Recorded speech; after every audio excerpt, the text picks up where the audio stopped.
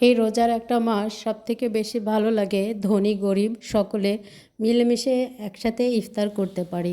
এখানে কে রাজা কে প্রজা, কে গরিব কে রিকশাওয়ালা কে ভ্যানওয়ালা, এসব কেউ কখনো জাত বিচার করে না। সবাই সবার মতো একসাথে বসে একই প্লেটে একই সঙ্গে একই খাবার সবাই মিলে খেয়ে থাকে।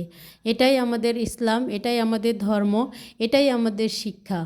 মনের মধ্যে কোনো অহংকার না রেখে, কোনো দাম্ভিকতা না রেখে ধনী গরিব সবাই একসাথে ইফতার গ্রহণ করা এবং গরিবের কষ্টটুকু বোঝার জন্যই এই রোজার নিয়ম চালু করা। অর্থাৎ তারা কিভাবে কষ্ট করে পরিশ্রম করে এই উপোস থাকে, সেটা থেকেই এই রোজার বিধান ধীরে ধীরে চলে এসেছে। তো এটার অনেক ব্যাখ্যা রয়েছে, সেই ব্যাখ্যার দিকে যাব না। রোজার দিনে কখনো দেখেছেন মানুষ ফুচকা খায়? আমরা এরকমই, আমরা মেয়েরা এমনই, যখন যেটা খেতে মন চায় ঠিক তখন যা আছে তা দিয়েই আমরা খাওয়া শুরু করে দিই। এখানে যেমন দেখছেন ভেতরে আলুর সঙ্গে গাজর আছে, তারপরে চানাচুর আছে। তো আমাদের অনেক কিছুর দরকার নেই, শশা ছিল না, শশার বদলে আমরা গাজর দিয়েছি। তো কোনো কিছু যখন খেতে ইচ্ছা করে আর বাসায় যদি ছোট বাচ্চা থাকে, তারা যদি আবদার করে, তাহলে কখনো দেখার সময় থাকে না যে শশা আছে না গাজর আছে, একটা হলেই হলো। তো এইসব নতুন নতুন এক্সপেরিমেন্ট অনেক বেশি ভালো লাগে। ছোট ছোট হাতগুলো এত সুন্দর করে এক প্লেট ফুচকা একেবারে সাবার করে দিল। তো আজকে ছোট ছোট আলু রান্না করব। বাবার বাড়িতে জানতাম আলু দুই রকমের হয়, একটা ছোট আলু একটা বড় আলু। কিন্তু রাজশাহীতে আসার পরে দেখেছি যে কত রকমের কত প্রকারের আলু হয়। অর্থাৎ এই আলুর রান্নার ধরনও অনেক ভিন্ন রকম।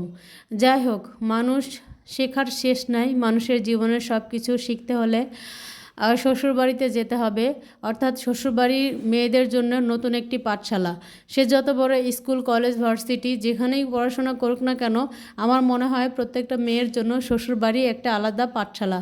সে যদি কোনো কিছু ভালোভাবে শিক্ষা গ্রহণ করতে চায় তাহলে তার একটা শ্বশুরবাড়ি দরকার। যাই হোক, এগুলো যে এভাবে রান্না করতে হয় এটাও শ্বশুরবাড়ি থেকে শিখেছি। এই আলুটা নাকি এভাবে রান্না করলেই সবথেকে বেশি মজা লাগে। আর এটার চাইতে আরেকটু বড় বড় রয়েছে, সেটাকে ভর্তা করলে অথবা মাছের মাথা দিয়ে ঘন্ট করলে বা আলু ঘাটি যেটা বলে, অনেক বেশি স্বাদ লাগে।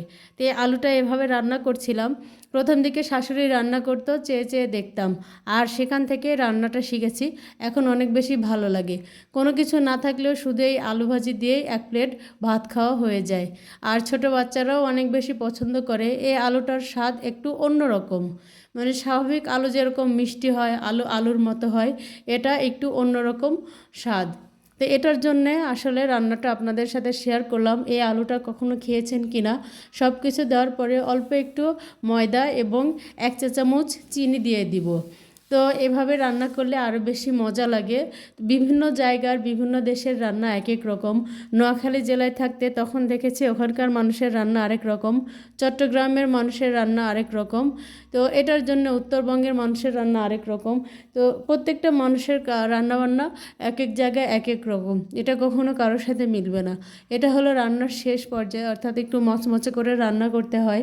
যেহেতু রমজান মাস, সবাই সবার সাথে মিলেমিশে ইফতার করবে। যারা খেতে পারে না তাদেরকে দিয়ে খাওয়া দাওয়া করবে, এটাই হলো রোজার নিয়ম। অর্থাৎ সবাই সবার সাথে মিলেমিশে খাওয়া দাওয়া করলে আল্লাহ যেমন রিজিকের বরকত দান করবেন, তেমনি সকল অসুখ বিসুখ বালা মুসিবত দূর করবেন। সবাই সবাইকে রমজান মাসে একসাথে ইফতার করা এবং একে অপরকে দাওয়াত দেওয়ার তৌফিক দান করুক। এ বলে আমার ভিডিওটি শেষ করছি। আল্লাহ হাফেজ, ধন্যবাদ সবাইকে।